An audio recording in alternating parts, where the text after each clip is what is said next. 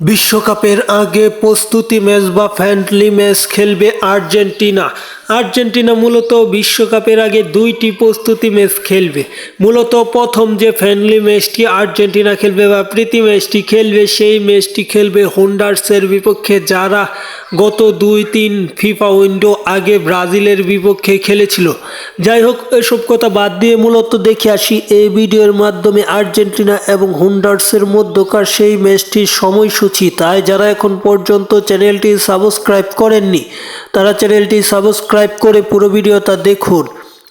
Argentina এবং হন্ডুরাসের মধ্যকার বিশ্বকাপের আগে এই ফ্রেন্ডলি ম্যাচটি হচ্ছে মূলত 7 জুন অনুষ্ঠিত হবে। বিশ্বকাপ শুরু হবে 11 জুন এবং তার পরবর্তীতে আর্জেন্টিনার ম্যাচ। কিন্তু 7 জুন মূলত আর্জেন্টিনা প্রীতি ম্যাচ খেলবে হন্ডুরাসের বিপক্ষে। সেই ম্যাচটি বাংলাদেশ সময় কোন সময় অনুষ্ঠিত হবে? সেই ম্যাচটি মূলত বাংলাদেশ সময় সকালে অনুষ্ঠিত হবে, সকাল 6টায় সেই ম্যাচটি অনুষ্ঠিত হবে। এবং সেই ম্যাচটি কোথায় দেখবেন? সেই ম্যাচটি মূলত এখন পর্যন্ত কোনো চ্যানেলে বাংলাদেশে দেখাবে না, কিন্তু অনলাইনে অবশ্যই আপনারা ম্যাচটি পেয়ে যাবেন।